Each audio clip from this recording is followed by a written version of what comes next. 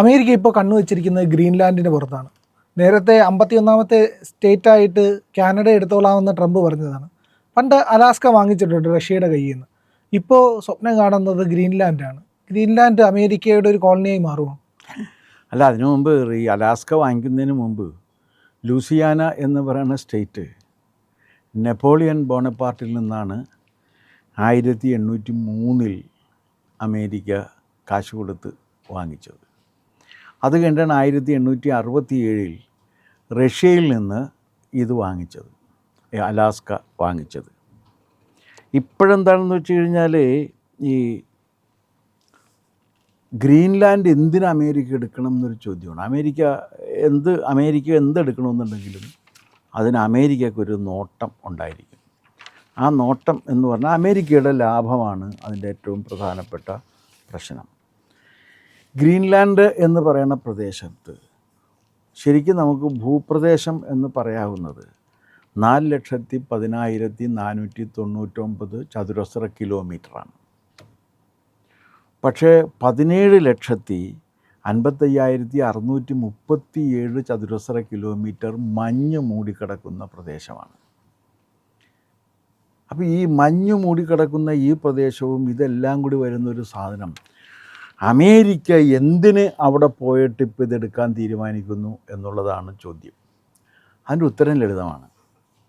അതെന്താണെന്ന് വെച്ച് കഴിഞ്ഞാൽ ഏറ്റവും കൂടുതൽ പ്രകൃതിവാതകവും എണ്ണയും പിന്നെ റെയർ എർത്ത് മിനറൽസും ഉള്ള പ്രദേശമാണ് ഗ്രീൻലാൻഡ്. ഇത് അമേരിക്കയ്ക്ക് വേണം. അപ്പോൾ അമേരിക്ക ഇത് എടുക്കുന്നതിന് കൊണ്ട് എന്താ ഒരു കുഴപ്പം എന്നൊരു സ്വാഭാവികമായിട്ട് സംശയം വരാമല്ലോ. 2500 കൊല്ലങ്ങൾക്ക് മുൻപ്, ക്രിസ്തുവിന് മുൻപ് 2500 കൊല്ലങ്ങൾക്ക് മുൻപ് അവിടെ ജനവാസം ഉണ്ടായിരുന്ന സ്ഥലമാണ്. ആ ജനങ്ങളെ മുഴുവനും വിവിധ യൂറോപ്യൻ രാജ്യങ്ങൾ അവിടെ കടന്ന് കയറി വകവരുത്തിയിട്ടുണ്ട്. അവരിന്നിപ്പോൾ അവിടെ ഇല്ല. അബോറിജിനൽസ് എന്ന് പറയുന്ന കക്ഷികൾ ഇന്നിപ്പോൾ അവിടെ ഇല്ല. അത് ഈ ഈസ്റ്റേൺ സെറ്റിൽമെൻറ്റും വെസ്റ്റേൺ സെറ്റിൽമെൻറ്റും, ഈസ്റ്റേൺ യൂറോപ്പും വെസ്റ്റേൺ യൂറോപ്പും കൂടി അങ്ങോട്ട് കടന്ന് കയറിയിട്ടാണ് അവിടെ ഇത് സെറ്റിൽമെൻറ്റ് ഉണ്ടാക്കിയത്. അപ്പോൾ ഈ അബോറിജിനൽസിൻ്റെ മുഴുവൻ മതവിശ്വാസങ്ങളെയും ആചാരാനുഷ്ഠാനങ്ങളെയും ഒക്കെ മാറ്റിക്കൊണ്ട് ഒരു ക്രിസ്ത്യനൈസേഷൻ നടന്ന പ്രദേശമാണ് ഗ്രീൻലാൻഡ്. അതൊരു ക്രിസ്ത്യൻ ഭൂമിയാക്കി മാറ്റിയിട്ടുണ്ട് ബൈ കൺവേർഷൻ. ഈ കുറേ കാലം അത് നോർവേയുടെ കീഴിലായിരുന്നു. നോർവേയിൽ നിന്ന് അത് സ്വീഡൻ്റെ കീഴിലാക്കി. 1263 നോർവേ ആയിരുന്നു അവിടുത്തെ ആധിപത്യം. 1355 വന്നപ്പോഴേക്കും അത് സ്വീഡൻ്റെ കീഴിലേക്ക് വന്നു. 1721 വന്നപ്പോൾ ഡെൻമാർക്കിൻ്റെ കീഴിലേക്ക് വന്നു. 1940 അത് നാസി ജർമ്മനിയുടെ കീഴിലേക്ക് വന്നു. അത് 45 ഇതെന്ത് ചെയ്യുന്നത് വെച്ച് കഴിഞ്ഞാൽ ഇത് വീണ്ടും തിരിച്ച് ഡെൻമാർക്കിന് കൊടുക്കുകയാണ്. ആ യുദ്ധമെല്ലാം കഴിഞ്ഞതിന് ശേഷം ഉണ്ടായ സെറ്റിൽമെൻറ്റിൻ്റെ ഭാഗമായിട്ട് ഇത് ഡെൻമാർക്കിന് കിട്ടുകയാണ്. അപ്പോൾ ശരിക്ക് പറഞ്ഞാൽ ഇതൊരു നോമാൻസ് ലാൻഡാണ്. യൂറോപ്യൻ രാജ്യങ്ങൾക്കും ഇതിൽ അങ്ങനെ ഒരു അധികാരമില്ല. ഇപ്പോഴിതൊരു സ്വതന്ത്ര ജനാധിപത്യ റിപ്പബ്ലിക്കായിട്ടാണ് നിലനിൽക്കുന്നത്. പക്ഷേ അങ്ങനെ സ്വതന്ത്ര ജനാധിപത്യ റിപ്പബ്ലിക്കായിട്ട് നിലനിൽക്കത്തക്ക വിധത്തിലുള്ള ഒരു കരുത്ത് ഈ പ്രദേശത്തിന് ഇല്ല. അതുകൊണ്ടാണ് അമേരിക്ക അത് കണ്ണുവെക്കുകയും അമേരിക്കയുടെ ഒരു സ്റ്റേറ്റാക്കി ഇതിനെ മാറ്റാൻ വേണ്ടി അമേരിക്ക തീരുമാനിക്കുകയും അതിപ്പോൾ എൻ്റെ എടുത്തു കഴിഞ്ഞു. എന്താ കാര്യം വെച്ചാൽ അമേരിക്ക അവിടെ ഒരു ഗവർണറെ നിശ്ചയിച്ചു കഴിഞ്ഞു. പക്ഷേ ഇതിനെ എതിർക്കണം എന്നുണ്ടെങ്കിൽ ആരെതിർക്കണം? ഇപ്പോൾ ഡെൻമാർക്ക് ഇത് പറയണമെങ്കിൽ ഡെൻമാർക്കിൽ എന്തോ ചീഞ്ഞു നാറുന്നുണ്ട് എന്ന് പണ്ട് കേട്ടിട്ടുണ്ട് നമ്മൾ. Something is rotten in Denmark എന്ന്.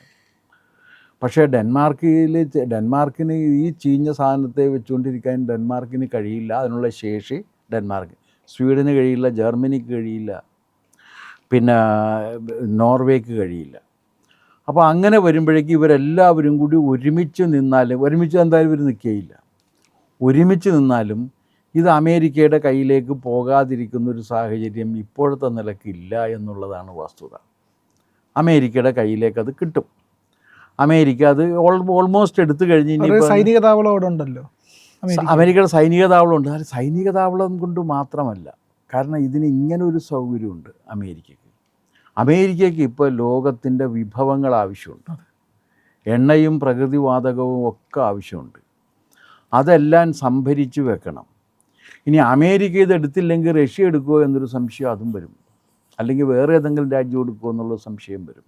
അപ്പോൾ അതിലും നല്ലത് തങ്ങൾ തന്നെ ഇതെടുത്ത് തങ്ങളുടെ കസ്റ്റഡിയിൽ വെച്ചിട്ട് ഇത് അനുഭവിക്കുന്നതാണ് നല്ലത് എന്ന് അമേരിക്ക ഒരു തീരുമാനത്തിൽ എത്തിയാൽ അവരെ നമുക്ക് കുറ്റം പറയാൻ പറ്റില്ല. പിന്നെ അമേരിക്കയുടെ സ്വഭാവം തന്നെ എന്താണ്? അമേരിക്കയുടെ സ്വഭാവം എല്ലാം അമേരിക്കക്ക് കിട്ടണം എന്നുള്ളതാണ്. എന്ത് സാധനം വന്നാലും അത് അമേരിക്കക്ക് കിട്ടണം എന്നാണ്. അവിടെ ഇപ്പോൾ ഒരു പ്രസിഡൻ്റ് ഉണ്ട്, അതിന് ഒരു പ്രധാനമന്ത്രിയുണ്ട്, നീൽസൺ എന്ന് പറഞ്ഞിട്ട്, JF നീൽസൺ എന്ന് പറഞ്ഞിട്ട്. അദ്ദേഹം പറയുന്നത് ഇതെന്തിനാണ് നിങ്ങൾ ഇങ്ങനെയൊക്കെ വരുന്നത്, അവിടുത്തെ ജനങ്ങൾ ഒരു റഫറൻഡം നടത്തി തീരുമാനിക്കട്ടെ എന്നാണ്. ജനങ്ങളുടെ റഫറൻഡം വന്നു കഴിഞ്ഞാൽ പോലും ഈ നീൽസൻ്റെ നേതൃത്വത്തിലൊരു ഗവൺമെൻറ്റിന് അനുകൂലമായിട്ടൊരു കാര്യം നിൽക്കുമെന്ന് തോന്നുന്നില്ല. അവരും അമേരിക്കയോടൊപ്പം ചേർന്ന് അമേരിക്കയുടെ ഒരു സ്റ്റേറ്റായിട്ട് നിൽക്കാനുള്ള താല്പര്യം അവരും കാണിക്കുള്ളൂ. അപ്പോൾ അത് വരുന്നതോടുകൂടി ലോകത്തിൽ തന്നെ അമേരിക്കയുടെ ഭൂവിസ്തൃതി തന്നെ ഭയങ്കരമായി കൂടും, വലിയ രീതിയിൽ കൂടും എന്നുള്ളതും ആണ് അതിൻ്റെ ഒരു പ്രത്യേകത. 2, അമേരിക്കയ്ക്ക് ഇതുവരെ കിട്ടാതിരുന്ന ധാതു മണൽ നിക്ഷേപവും ബാക്കി കാര്യങ്ങളും എല്ലാം കൈവരികയും അത് വെച്ചിട്ട് ലോകരാജ്യങ്ങൾക്ക് മേൽ ഒരു ആധിപത്യം പുലർത്താൻ അമേരിക്ക കഴിയുകയും ചെയ്യും എന്നാണ് അവർ കരുതുന്നത്. ഇതാണ് അമേരിക്ക. അമേരിക്കയുടെ ഒരു ഫിലോസഫി എന്ന് പറയുന്നത്, അമേരിക്കയ്ക്ക് അങ്ങനെ വലിയ ഇതൊന്നുമില്ല. അമേരിക്ക മഹത്തായ രാജ്യമാണ് എന്നൊക്കെ ഇവിടെ പറയുന്നത് എന്താണെന്ന് വെച്ച് കഴിഞ്ഞാൽ, അമേരിക്കയുടെ ചരിത്രം വ്യക്തമായിട്ട് അറിയാത്തവരാണ് അമേരിക്ക മഹത്തായ രാഷ്ട്രമാണ് എന്ന് പറയുന്നത്. അമേരിക്കൻ നിയമവ്യവസ്ഥയോട് ഒരുതരം വിധേയത്വം പുലർത്തുന്ന ലോകത്തിലെ ഒരു ജുഡീഷ്യറിയാണ് ഇന്ത്യയിലേത് എന്ന് പറഞ്ഞു കഴിഞ്ഞാൽ അതിനകത്ത് തെറ്റില്ല. കാരണം ഇപ്പോഴും അമേരിക്ക അങ്ങനെ പറഞ്ഞു, അമേരിക്ക ഇങ്ങനെ പറഞ്ഞു എന്നാണ് നമ്മുടെ ജഡ്ജിമാർ പറയുന്നത്. കഷ്ടി ഒരു 300 കൊല്ലത്തെ ചരിത്രമുള്ളൊരു സ്ഥലമാണ് അമേരിക്ക. 5000 കൊല്ലത്തിലേറെ ചരിത്രമുള്ള മഹാസംസ്കാരങ്ങൾക്ക് ജന്മം നൽകിയ ഒരു രാജ്യത്ത് ഇരുന്നു കൊണ്ടാണ് ഈ 300 കൊല്ലത്തെ ഇതിലുള്ളത് ഒരു വേൾഡ് ക്ലാസ് ഫിലോസഫി എന്ന് പറയുന്നൊരു സാധനം അമേരിക്ക ഇന്നു വരെ തന്നിട്ടില്ല. ഒരു വേൾഡ് ക്ലാസ് ലിറ്ററേച്ചർ അമേരിക്കയുടേതായിട്ട് നമുക്ക് കണ്ടെത്താൻ കഴിയില്ല. ഒരു വേൾഡ് ക്ലാസ് മ്യൂസിക് അമേരിക്കയുടേതായിട്ട് നമുക്ക് കണ്ടെത്താനും കഴിയില്ല. അങ്ങനെ ഒരു വേൾഡ് ക്ലാസ് എന്ന് പറയാവുന്ന തരത്തിലുള്ളൊരു സംഗതികളൊന്നും അമേരിക്കയിൽ നിന്നുണ്ടായിട്ടില്ല. അമേരിക്കയിൽ നിന്ന് പിന്നെ ഉണ്ടായി എന്ന് പറഞ്ഞാൽ സയൻസ് ആൻഡ് ടെക്നോളജിയിലാണ് അമേരിക്കക്കൊരു മേൽക്കൈയുള്ളത്. അതുണ്ട് എന്നുള്ളൊരു വസ്തുതയുമാണ്. ഈ ശാസ്ത്ര സാങ്കേതിക രംഗത്തും ആ ശാസ്ത്ര സാങ്കേതിക രംഗത്തുള്ള മേൽക്കൈ കൊണ്ട് സ്വാഭാവികമായും യുദ്ധ ഉപകരണങ്ങളും യുദ്ധത്തിനനുസൃതമായ യന്ത്രസാമഗ്രികളും നിർമ്മിക്കുകയും അത് മാർക്കറ്റ് ചെയ്യുകയും ചെയ്യുന്നൊരു രീതി അമേരിക്കക്കുണ്ട് എന്നുള്ളതാണ് വസ്തുത. ആ വസ്തുത അമേരിക്കക്കുണ്ട് എന്നുള്ളത് കൊണ്ടാണ് നമ്മൾ പലപ്പോഴും അമേരിക്ക അങ്ങനെയാണ് ഇങ്ങനെയാണെന്നൊക്കെ കരുതുന്നത്.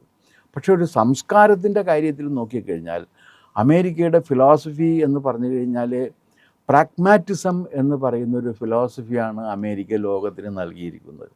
എന്താ പ്രാഗ്മാറ്റിസം എന്ന് ചോദിച്ചാൽ, പ്രായോഗികമായ പ്രയോജനം ഉള്ളതെന്തോ അതാണ് സത്യം എന്നാണ്. സത്യം എന്ന് പറഞ്ഞു കഴിഞ്ഞാൽ നിങ്ങൾക്ക് പ്രായോഗികമായി പ്രയോജനം ഉണ്ടാകണം.